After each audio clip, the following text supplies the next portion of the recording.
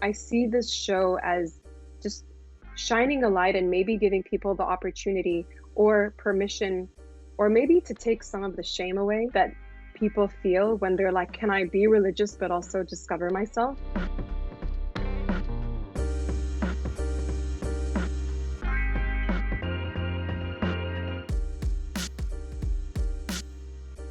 Dena is one of my favorite characters in the show. I relate to her so much. She is such a strong, independent woman who has to balance between her culture and her family. Did you take any inspiration from your own upbringing into the role? Definitely. I would say that I've pushed the boundaries with my family. I'm like the rebel child in a way. But the one thing with Dena is she speaks her mind in a way that I don't always. She's a little harsh at times and aggressive, which I find fun to do. But if I spoke like that to my family, like or my parents, it wouldn't go down as well. The first season of Ramy ended on a pretty crazy cliffhanger. Can you explain what we're expected to see for Ramy and for Dena in season 2? Ramy, he starts off and you see the hole that he's in.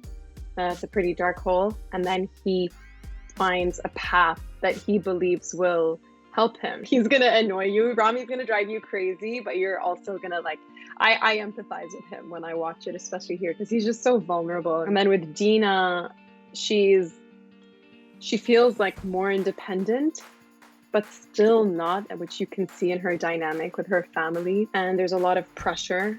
And that's also something that I understand as an Arab Muslim woman. Like we grew up with a lot of pressure. I'm sure you understand that as well. And everyone really does. I had like a bout of alopecia while we were filming. And so Ramy asked me if I wanted to make that the episode. Some people are like, that's an interesting choice. Like, why did you guys do that? And we're like, well, it's sort of what was on the table at the time. I think that's what makes the show so relatable, especially to like Muslims, is that it's you're taking your own experiences and putting into the show. To be able to work with a team like this has been really rewarding. And I don't think that this is what it's always like, but I get to work with the creator who's a good friend of mine, and we have the chance to collaborate, and I feel heard and to tell something that matters to me. And I'm really grateful for that. What does this role and the show mean to you? I had only been auditioning that year, and my agent at the time felt most comfortable sending me out for roles for Arab women, which I was fine with. I was like, if that's going to be my in, I'll do it since I speak Arabic. And that's what I was booking, a lot of roles where I was covered and going through a lot of trauma and crying and saving someone, from a terrorist group or, the war. And it was a lot. I remember that summer being like, I don't want to do this anymore. It just doesn't feel right that this is what I'm constantly portraying. And I want there to be something, there has to be something else out there. 4 months later, Ramy popped up. So when I saw it, I was like, oh, I wasn't going to let it go to anyone else.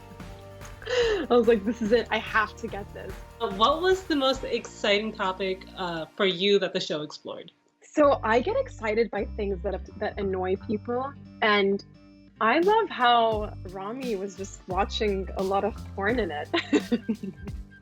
Like I love how he really went into that, and even having Mia Khalifa on it.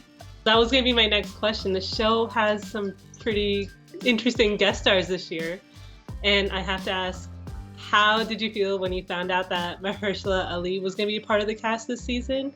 And what was it like working with him? I was so happy. Like, I love his work. There's this elegance to him. And I knew he was going to be a teacher for all of us immediately. And he was. He sat next to me in hair and makeup in the trailer. That's when I first met him. And he was just so genuine and humble and introduced himself and was like, is this how you say this in Arabic? And I was like, you're asking me? Like, you're asking me anything? I could give you my number or like whatever's best. Email. Thank you. Please give your family my salams. When Ramy told me that I was going to have a crush on him, I was like, great. And it was actually humiliating because in the one scene in the hospital when I'm sort of flirting with him, I think I like pushed it too far. And Mahershala said something to Ramy, and Ramy was like, yo, can you tone it down a little? I don't feel like you would like be doing it that much in public. I was so embarrassed. I was like, I was just being natural. Like, I didn't. So what advice would you have for someone who like comes from a similar background as you, who kind of want to dip their toes in acting or another creative field?